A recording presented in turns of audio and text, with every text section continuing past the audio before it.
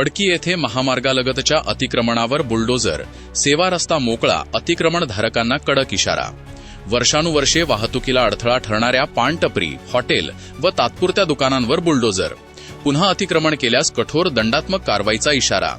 राळेगाव तालुक्यातील वडकी येथे राष्ट्रीय महामार्गालगतच्या सेवा रस्त्यावर उभारण्यात आलेल्या अतिक्रमणांवर अखेर महामार्ग प्राधिकरण विभागाने बुलडोझर चालवत धडक कारवाई केली। आज गुरुवार 7 ऑगस्ट रोजी सकाळी 11 वाजता पोलिसांच्या कडक बंदोबस्तात ही मोहीम राबवण्यात आली। कारवाई दरम्यान सेवा रस्त्यालगत थाटून बसलेल्या पान टपऱ्या, छोटे मोठे हॉटेल, तात्पुरती दुकाने व इतर अतिक्रमणे हटविण्यात आली। या कारवाईमुळे परिसरात एकच खळबळ उडाली। वडकी गावातून जाणाऱ्या राष्ट्रीय महामार्गालगतचा सेवा रस्ता गेल्या अनेक वर्षांपासून अतिक्रमणांच्या विळख्यात अडकला होता। पान टपऱ्या, व्यावसायिक शेड, हॉटेल आणि इतर तात्पुरत्या बांधकामांमुळे सेवा रस्ता अरुंद झाला होता। परिणामी वाहन चालकांना मोठ्या अडचणींचा सामना करावा लागत होता। विशेषतः राळेगाव चौफुलीजवळ वाहनांच्या लांबचक रांगा लागत होत्या। अनेकदा वाहतूक कोंडीमुळे प्रवाशांना तासनतास खोळंबून राहावे लागत असल्याने नागरिकांमध्ये तीव्र नाराजी होती। वाहतुकीला अडथळा निर्माण करणाऱ्या या अतिक्रमणांमुळे अपघाताचा धोका देखील वाढला होता। सेवा रस्त्यावरून पादचाऱ्यांना सुरक्षितपणे चालणेही कठीण झाले होते।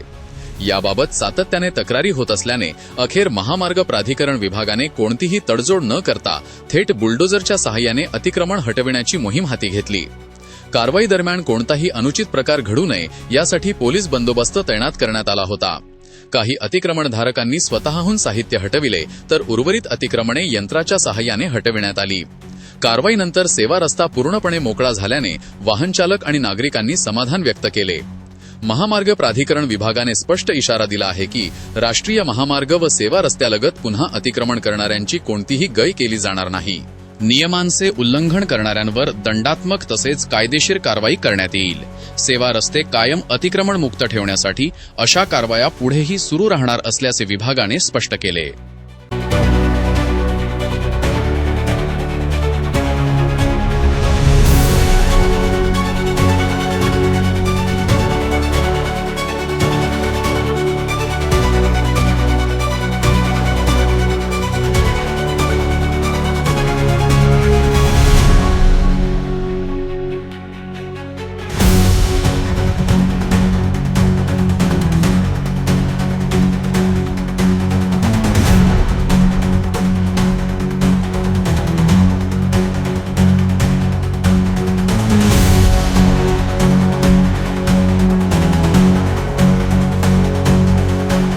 बातम्यांशी अपडेट राहण्याकरिता आजच आमच्या चॅनलला सबस्क्राइब करा आणि बेल आयकॉनवर क्लिक करा।